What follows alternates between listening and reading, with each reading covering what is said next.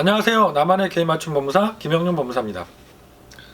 이번 시간에는 우리가 개인 파산 신청을 하실 때 채권자 중에서 금융기관 이외에 개인 채권자가 있는 경우에 어떤 부분을 법원에서는 고려를 하시게 되고 절차는 또 어떻게 좀 달라질 수 있는지 이 부분에 대해서 설명을 드리도록 하겠습니다.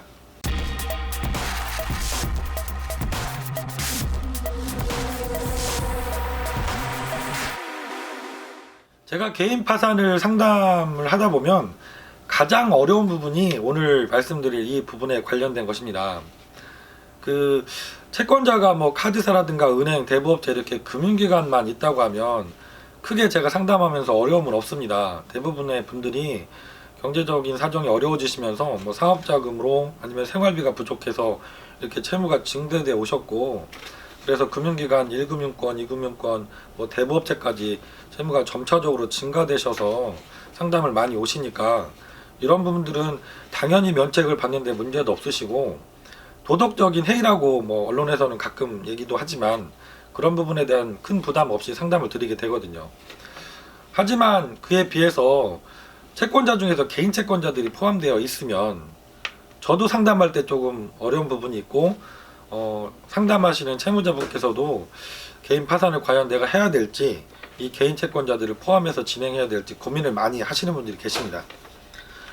이러한 고민은 법원도 마찬가지로 갖고 계신 것 같습니다.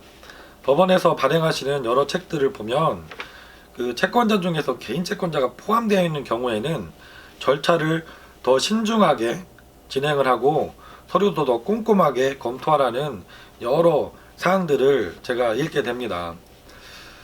법원 입장도 금융기관들의 채권자인 경우에는 금융기관이라는 것이 어차피 그 이자율을 산정하거나 할 때도 내가 대출을 하면 그 중에 몇 분이나 개인회생이나 파산 절차를 통해서 채무가 회수가 어려워진다, 이런 것들을 다 반영을 해서 산정을 할 수도 있고요.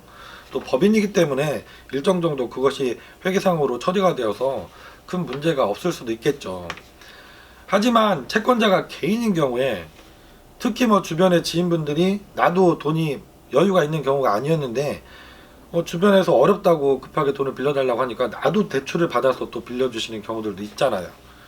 그러면 개인 파산이라는 것이 그 채무 지급불능 상태에 빠져있는 개인을 구제하기 위한 제도인데, 신청하신 채무자를 구제하려고 면책을 해주다 보면 돈을 어렵게 빌려준 다른 개인이 또 어려움에 처할 수 있는 상황이 발생할 수 있기 때문에 법원도 이렇게 개인 채권자가 채권자 목록에 포함되어 있는 경우에는 좀 더 철저하게 조사를 하시고 신중하게 판단을 하고 계시고 있습니다.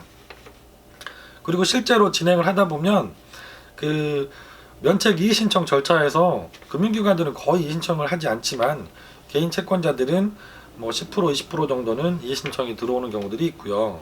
그래서 이의 신청이 들어오면 법원에서도 뭐 기일을 한 차례 더 연기하다든가 채무자에게 이의 신청에 대한 답변서를 요구해서 검토를 하신다던가, 그래서 면책 불허가 사유가 있는지 이 부분을 좀 더 철저하게 보시고 소명을 요구하고 계십니다.